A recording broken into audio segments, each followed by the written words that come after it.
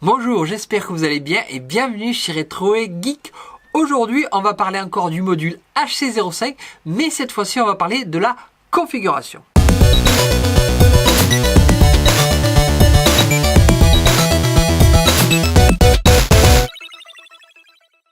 En matériel, il nous faut bien sûr un Arduino et module HC05. Comme tu peux le voir pour le branchement, rien de compliqué. Le module est alimenté ici en 5 volts et tu as le RX du module qui est connecté au pin 11, le TX qui est connecté au pin 10 et le K qui permet en gros la configuration du module HC05 sur le pin 9. Donc voilà, tu as juste ça à faire et on va passer en mode configuration. Dans notre programme, il n'y a pas grand chose à voir. On utilise Software Serial pour créer un serial virtuel défini sur le pin 10 et le pin 11. Il s'appellera MySerial. Donc ça c'est pour le Bluetooth. Dans le setup, on ouvre le serial clavier, ici la console, on l'ouvre à 9600 baud. On définit le pin 9 qui est relié à la key en sortie et on lui donne un état haut. C'est lui qui va permettre de dire au module Bluetooth, attention, on entre dans un mode configuration. On affiche pour notre commande à nous, pour notre visu, Enter AT command. Ce sont des commandes AT que l'on va voir, que l'on va envoyer au module Bluetooth. Et ensuite, on ouvre notre serial software, en fait le serial du Bluetooth à 38400. 38400, c'est la vitesse qu'il faut mettre pour communiquer avec le module Bluetooth, sinon ça ne marchera pas. Dans notre boucle, on a deux conditions. On a la première condition, c'est si le serial côté Bluetooth est disponible. Et après, on a si le serial est disponible côté interface ici, ben, on va faire une action. Donc si le serial Bluetooth est disponible, ça veut dire qu'il y a une information qui arrive du Bluetooth, et bien on va la lire ici et on va l'afficher sur le serial, notre console qui est ici. Et inversement, si on reçoit un message, si je tape AT command ici, on va lire l'information et on va l'écrire en fait dans le Bluetooth. Donc le Bluetooth va pouvoir recevoir. Donc ça fait un échange, un aller-retour. Une fois que j'aurai téléversé mon programme, mon module Bluetooth ici va clignoter lentement. Comme tu peux le voir, il y a une petite LED ici en bas, ben ça clignote très lentement en fait.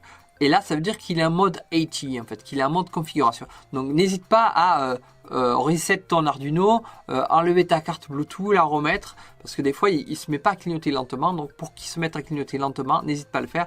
Et puis sinon, tu ouvres aussi la console, ça devrait le déclencher. Je vais ouvrir mon moniteur série. Et bien sûr, le message Enter AT command s'affiche. Je dois être en 9600 baud et en 2 NLCR en fait pour pouvoir communiquer. Si je tape la première commande AT ici, j'obtiens OK. Je peux obtenir aussi erreur 0. Donc là, n'hésite pas, relance AT pour avoir vraiment le retour OK pour dire voilà, ça communique bien. Des fois, ça marche pas, je sais pas pourquoi. Ça envoie une erreur 0. Tu recommences, tu renvoies ta commande et là, normalement, ça doit passer sans souci. Je te donne la liste des commandes AT que l'on va pouvoir donner au module Bluetooth, mais on va les voir dans la vidéo. Une des commandes que l'on peut envoyer pour connaître la version du module Bluetooth utilisée, c'est AT plus version. Donc là, ça va nous donner la version 2.0 et la date du programme en fait à laquelle il a été réalisé. Tu souhaites changer le nom de ton module Bluetooth, bah, tu peux le faire avec AT plus name. Donc là, on va le consulter avec AT plus name. Donc moi, il s'appelle Guiduino 007. Donc si je fais AT plus name égale rétro. Voilà, je vais l'appeler rétro maintenant. Donc là, voilà, si je fais AT plus name, maintenant AT plus name. Donc là, voilà, maintenant mon module Bluetooth s'appelle rétro. Tu peux aussi changer la vitesse de communication. Ici avec AT plus UART, on a obtenu AT UART 9600 et les bits de parité. Donc ça, on le laisse dans le même ordre.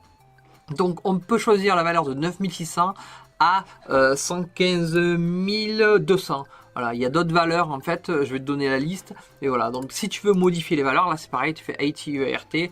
Imagine je vais mettre 115 200, je fais virgule 1,0 pour que ce soit la même chose. Voilà que j'envoie, il m'a mis OK. Je renvoie ma commande ATURT. Donc là, voilà, mon module Bluetooth est en 115 200 baud. La plupart des objets Bluetooth ont un password, un code PIN. Et bien là, c'est pareil aussi. Avec la commande ATPSWD, ben, je consulte le mot de passe. Le plus souvent, c'est 1, 2, 3, 4, comme dans la plupart des choses.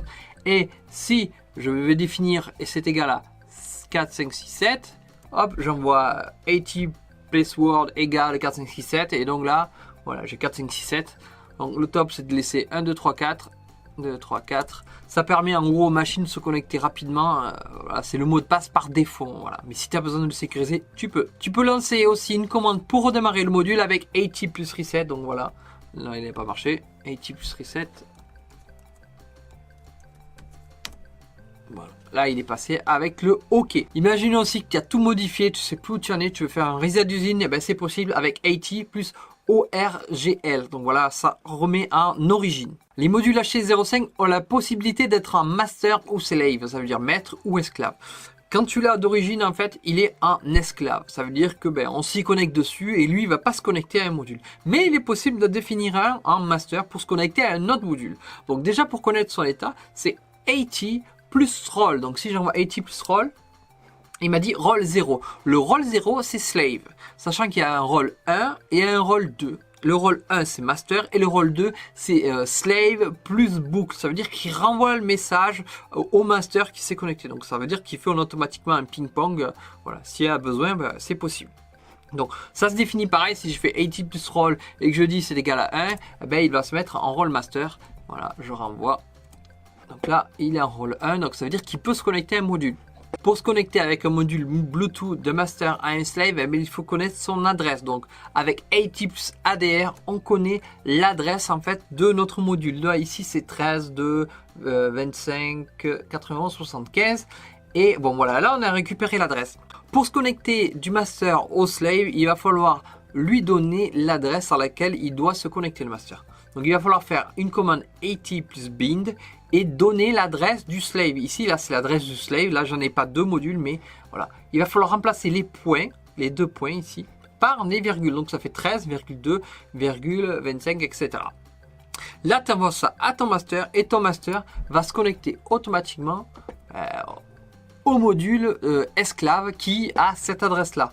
Attention, chose importante, pour que les deux modules se connectent, master et slave, il faut qu'ils aient un password identique. Le PIN doit être le même pour les deux, parce que sinon ça ne marche pas, il se bloque, ça ne peut pas se connecter. Donc voilà, password identique, une adresse bien tapée, voilà, ça marche, ça va se connecter entre les deux modules. Il existe bien sûr d'autres commandes 80 pour les modules H05, mais là je te laisse aller sur internet.